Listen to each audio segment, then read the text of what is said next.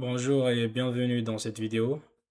Nous allons terminer la collection du sujet d'analyse 3, session 2020-2021 en deux vidéos en traitant l'exercice numéro 1.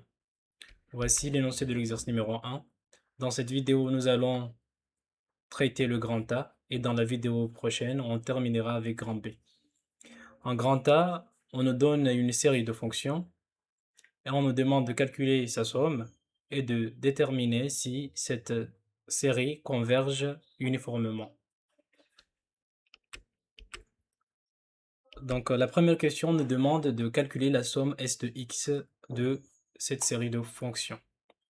Déjà on remarque qu'il y a x appartient à R et pour x appartient à R il y a un cas euh, évident, c'est quand x égale à 0, on aura eu n de 0 égale à 0 et la série sera égale à 0.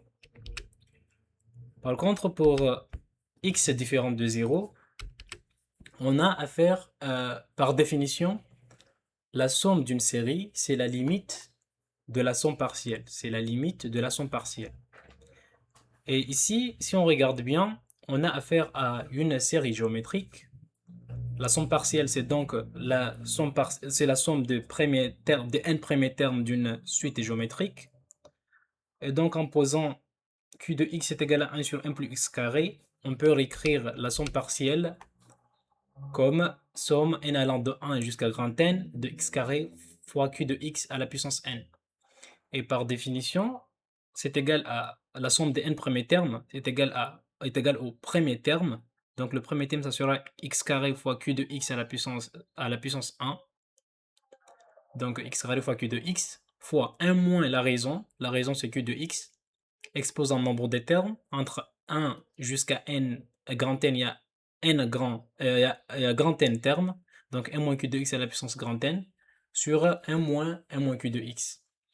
Donc, comme on disait, S de x est la limite de cette somme partielle quand n tend vers plus l'infini. Et donc, si on prend la limite en plus l'infini, le seul terme qui dépend de n, c'est q de x à la puissance n, mais ce terme-là va tendre vers 0, puisque q de x est inférieur strict à 1. La valeur absolue de q de x est inférieure strict à 1.